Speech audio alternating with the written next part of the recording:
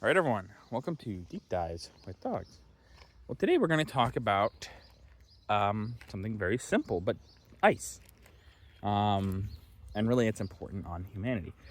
Also, before we get too deep into the things, I want to show you something kind of funny and maybe a little cute. If you look in the window there, you can see our cat is passed out in the window. He's just a silly little guy. But yeah, look at that. You can see all the animals we own. That's crazy. All in one video. But yeah, we'll get into ice. So ice, obviously, it's the solid state of water. It's when water gets very frozen.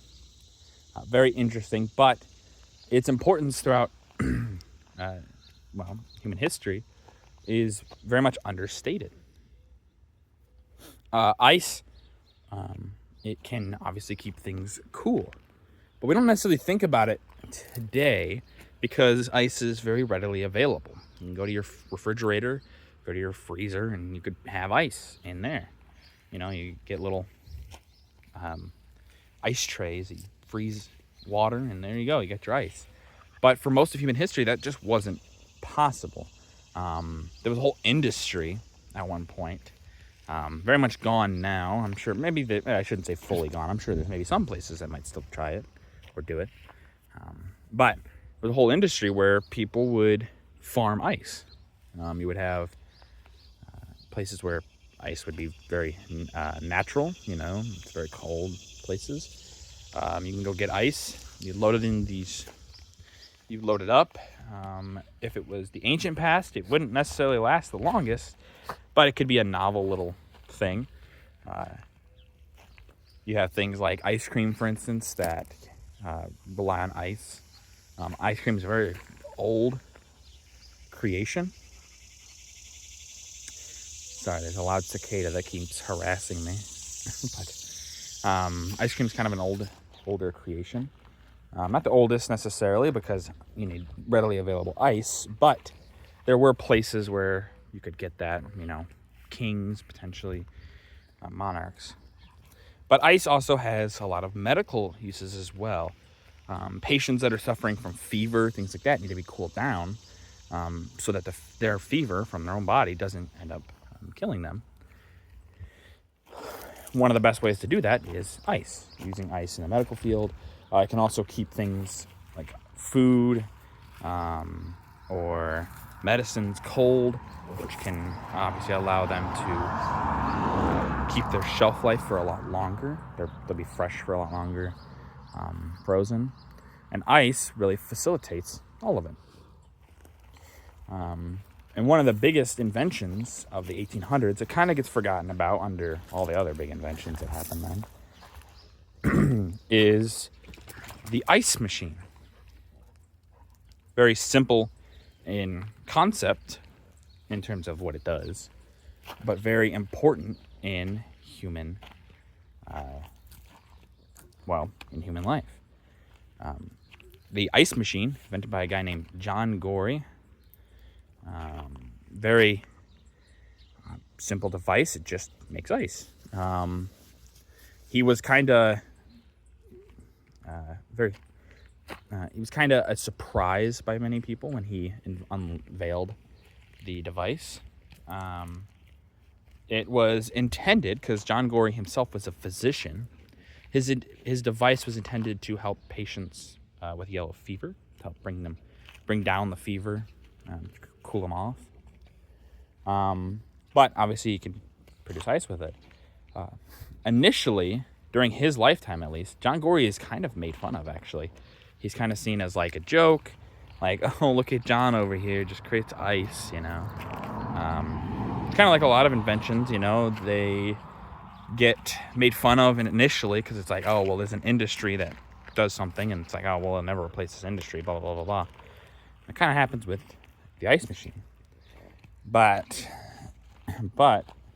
its importance to modern day cannot be undersold.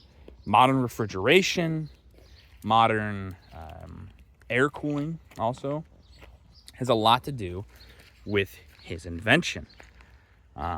We don't really get a lot of that stuff without his invention.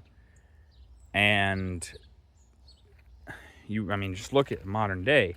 Look at how much relies on refrigeration. Grocery stores.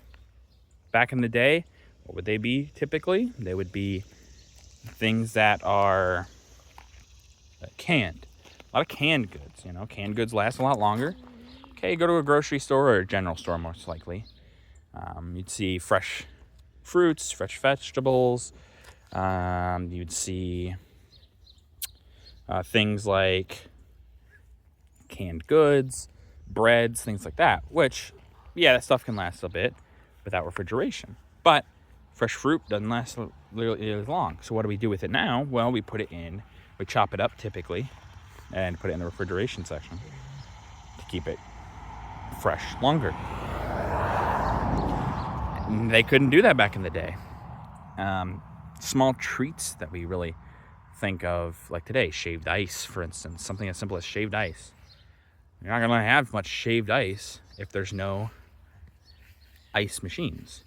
It's not fully true. You could have the shipping of ice still, but if your ice runs out for the day, that's it. You know, you don't get any more ice shipped in for who knows how long. And then not even just in the food department of, you know, how keeping food cold or even giving us new food to try.